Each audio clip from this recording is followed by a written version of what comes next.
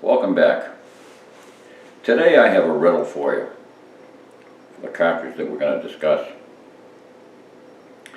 If you have a 243 Winchester, what was the parent cartridge case? If I don't allow you to say it's the 308 Winchester. In fact, if I say you have a 308 Winchester, what was the parent case? You might say it's the 300 Savage. Well, what if I ask you what was the parent case of the 300 Savage? Was it the 3006? What about the 270 and the 280?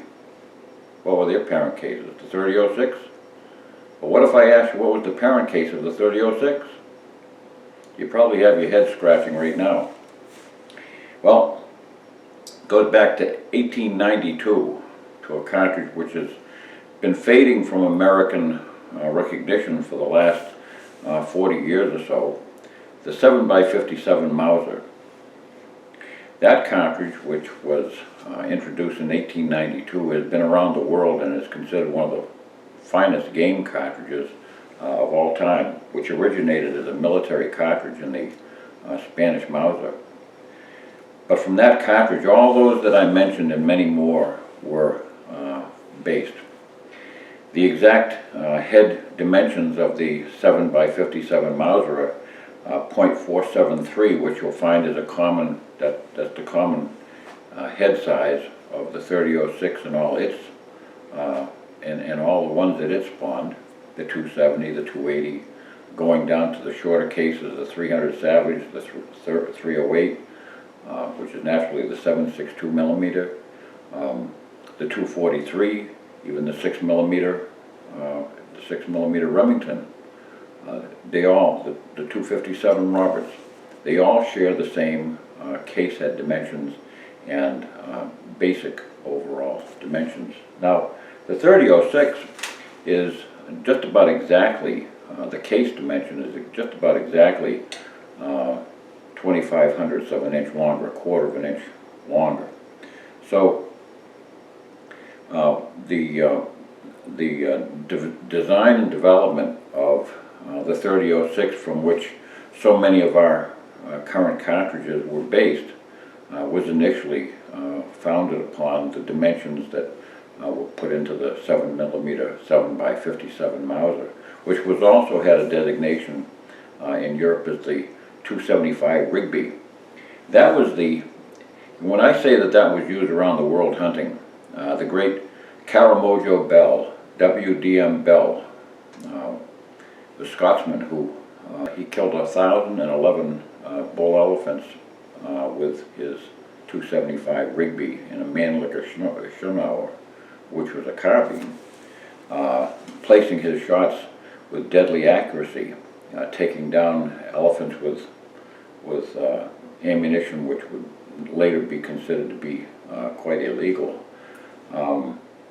You know, it just goes to show that the cartridge had incredible ballistics even for its time.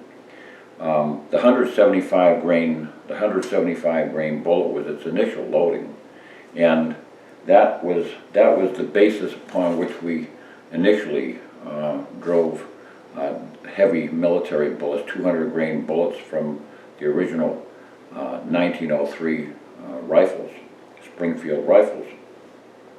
And then as the Germans developed their 8mm Mauser very shortly afterwards, just 3 years afterwards, they in turn loaded it down with a lighter bullet, and we responded by pulling all our barrels off the existing receivers, rebarreling them at the factory, and rechambering them for 150 grain bullets. So this was almost a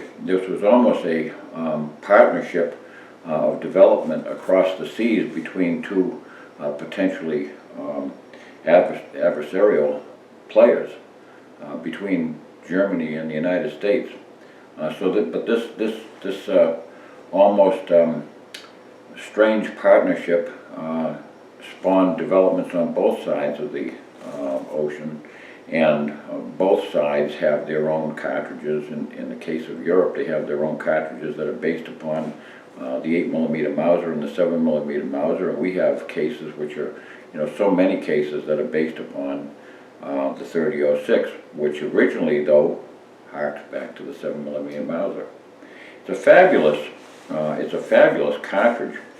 The one that probably most closely approximates its ballistics is the 7mm 08, which is the 308 neck down to 7mm.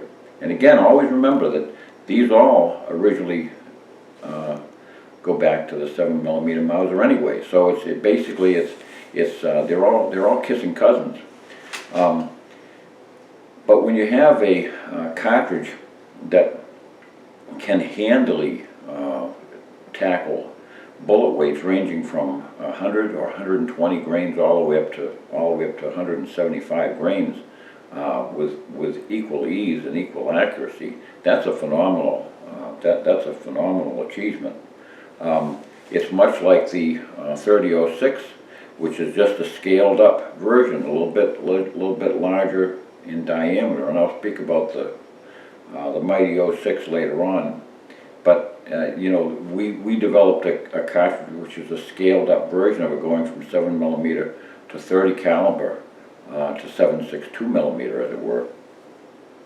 But basically we scaled the whole thing up rather than starting out at 100 grains going up to 175. We went from 110 grains all the way up to 220. So, but it was along the same lines. But the 7mm Mauser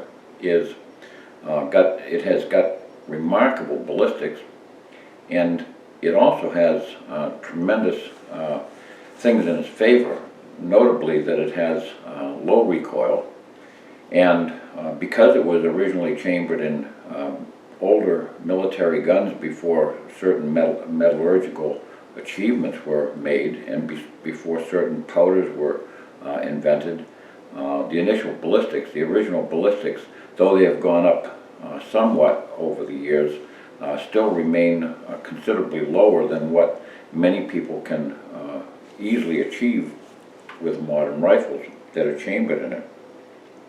It's a terrific cartridge. Right now we probably have very few choices to go down to 100 grains in that cartridge, but we do have many that go to 120 grains, which is it's got terrific sectional density and terrific ballistic coefficient. The sectional density of it is 0.213, and I'll compare that in a minute to how that shows with other cartridges of different bore diameter. With a ballistic coefficient, and if you were to use a 120 grain ballistic tip bullet with a Spitzer shape, it's got a ballistic coefficient of 0.417. That's a very, very high ballistic coefficient, and that would be a relatively lightweight bullet in that caliber. And as you go up to the standard, what I would call the standard bore, the standard bullet for that bore diameter for that cartridge would be 140 grains or 139 grains. Some manufacturers use 139 grains as a standard bullet weight for deer-sized game. Now you're stepping up to a ballistic coefficient of 0.485 with a ballistic tip bullet, in some cases 0.489, and with a sectional density which is a very, very high 248. So it's got tremendous penetration. You'll find that sectional density is equivalent to that 140 grain sectional density is about equivalent to 165 grain 30-06, a 30 caliber or 308 bullet, and it's also equivalent to 130 grain 270. So you're talking a very, very highly efficient, deep penetrating bullet. And as you move up the scale to 150 grain bullets, which were originally, the 150 grain bullet became very popular in the 280 Remington, because the 280 Remington had a power band that was, it really could take advantage of bullet weights that were greater than the 7mm Mauser 140 grain bullet, and step it up a little bit because it was a couple of hundred feet per second faster. With a larger case capacity, it could easily boost the bullet weight up to 150 grain for a standard bullet weight size. But all this, remember, in terms of additional recoil, additional muzzle blast, additional components used, cost, and all those things, while the 7mm Mauser just hops along happily at a very, very respectable velocity in the 2,800 foot per second range with a 140 grain bullet. And in many cases, it can easily achieve 2,900 feet per second or more with that 140 grain bullet. So you're talking about a cartridge which has open planes capability with that weight bullet.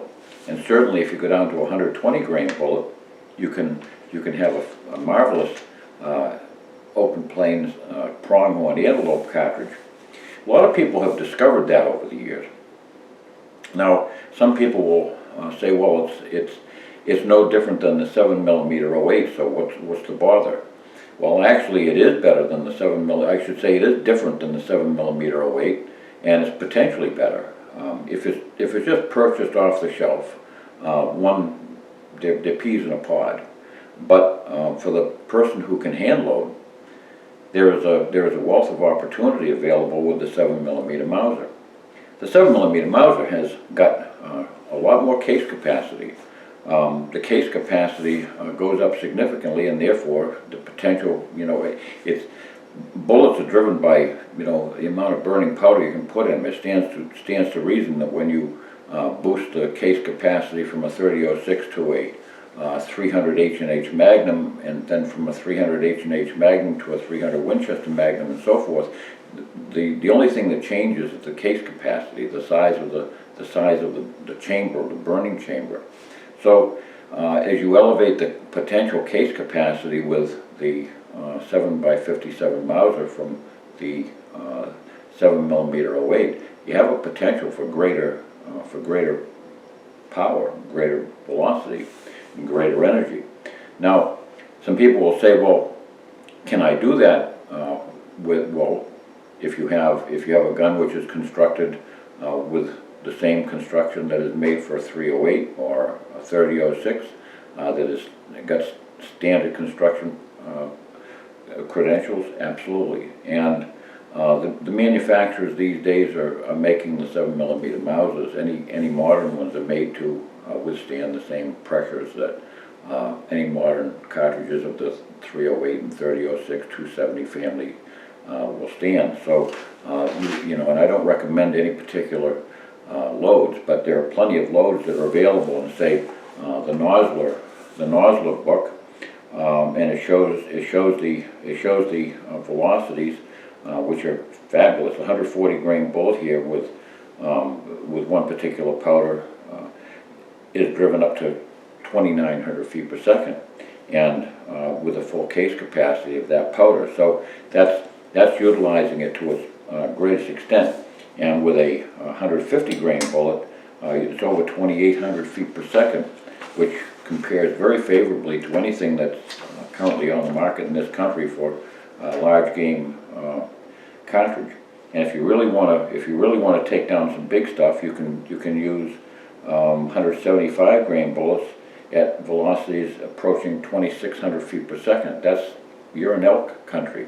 Or even 100. You don't even need that heavy a bullet. A 160 grain bullet is more than sufficient, which can be driven to 2,700 feet per second. So you see, the cartridge has been largely overlooked. It's one of those cartridges that, however, is re-released every now and then. The Remington Classic has re-released it. Winchester recently re-released it with the Model 70 Featherweight about 3 years ago, 2 years ago perhaps, and it had, these things, when they come out, they're immediately gone. As soon as they release them at the SHOT Show, they just disappear off the shelves. And but there are so many of them that are, through the years that were made. And I like to rekindle the fire under some of these older cartridges that have fallen asleep and have left the American memory because they're so good.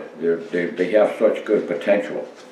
Why would anyone want a 7mm Mauser instead of a 280 if the 280 can be do more. You can do it, yes, at the cost of much greater recoil and muzzle blast. But if you've got a cartridge that is a wide open plains performer with 120 and 140 grain bullet with adequate power to take down mule deer, pronghorn antelope at extended ranges up to 350 yards or more, to carry around a gun which has to be more brutal when it comes back on you, and when you're laying down prone, you're already worrying about, when you're out there, you're already worrying about whether you're going to stick your hand on a cactus plant, that sort of thing. I've done that. So you already got other things on your mind, and trying to stretch out prone in a cactus patch and take a bead on a antelope that's 330 yards away or something. You have all you can do to muster a good position, and then when that recoil comes back, you certainly don't need to have a nice scope cut that a 280 is easily able to give you from a prone position. So rather than taking a 280 and loading it down and losing what you bought it for, it's easy enough to just take the rifle that was originally designed for that sort of work, and I'll tell you, you've got no better companion than the 7x57 Mauser. I'm not opposed. I don't want anybody to think I'm opposed or I'm trying to root for one cartridge over another. My goal is to present to you good reasons why you should examine every cartridge, and I'll examine the 280. There's awful good reason to to have a 280 over 7x57 Mauser, and those things I'll discuss. But every cartridge is a fabulous candidate for certain types of hunting and for certain types of shooters. And I can tell you that there's a huge world of difference between shooting a 7x57 Mauser size case compared to shooting a 30-06 size case, and very often the performance is just that much better.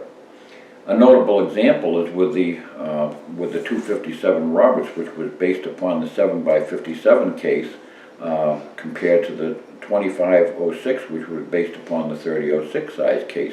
They both shoot identical bullets, and they come within 150 with the correct loadings, with the correct hand loadings. They come within 150 feet per second of one another. That 150 feet per second really translates to only about 50 yards of additional range, potential range. But you've already got a cartridge that can stretch right out there and has got fabulous legs. So the additional speed and velocity and energy is something which is it's an arguable advantage at best. Remember that all cartridges are the same. They all are the same at some range out there. At some distance downrange, the 257 Roberts is exactly the same speed as the 2506. At some range down there, the 308 is exactly the same velocity and power as the 3006. They all have their point where the velocities meet one another. So, all right, another way to put it is that the smaller cartridge starts out, from the gate, maybe with 100 feet per second, maybe even 200 feet per second slower, but then at some point downrange, it's the same exact velocity as the other cartridge was. So, whenever anybody says, well, they have a cartridge X that can take elk at 250 yards, well, cartridge Y can take the same elk at just 50 yards shy of that. If that's important, that's one of those things that everybody has to make up for themselves. They have to decide for themselves. But I really am a lover of classic cartridges. They really have so much going for them. They've been around for an awful long time. They're not going away. The market that has basically slowed down in this country for certain cartridges like that has never slowed down in Europe. Throughout the world, the 7x57 Mauser is still considered to be one of the best medium game to large game cartridges that was ever designed. It was the very basis upon which most of our best cartridges were based. And it's an extremely efficient cartridge. And it's always best to shoot a cartridge which has less recoil if you really want to learn to shoot well. One of the reasons why Caramojo Bell shot the 7x57 at his elephants was simply because with the lighter recoil, he was far more accurate. You know, accuracy comes from confidence. Confidence comes largely from not having to worry about what's coming back at you in a heartbeat. That's one of those things that, you know, you can be the toughest guy in the world. You know, I'm 6'3", and I've handled any kind of cartridge, but I can tell you, it's a lot nicer to shoot a .22 long rifle than it is to shoot a .458 Winchester Magnum, and everything in between is on one side of the fence or the other. It's just the way it is. It's just so much less to be, you know, prepared for when you're squeezing the trigger off. The person who can just simply squeeze the trigger, no matter what position they're laying in, no matter how they got that gun awkwardly positioned because there's a rock there or there's a plant sticking up in your way and things like that. The person who doesn't have to worry about what that scope is going to do to their eyebrow in a second is far better off, and can relax and pay attention to the shot rather than psychologically being prepared for some bad news. So they're always nice, but I just wanted to give my hats off to the designers of the 7x57 Mauser, whoever they may have been. It was a tremendous achievement that won't go away, and it's a tremendous achievement that inspired so many other cartridges through the years. So if you would like to investigate that cartridge and check it out, watch your used listings, and I'm sure you'll find some out there. There's always some 7x57 Mausers out there. Sometimes they're just simply called the 7mm Mauser. It's a great cartridge, and I recommend it. Take care, and God bless.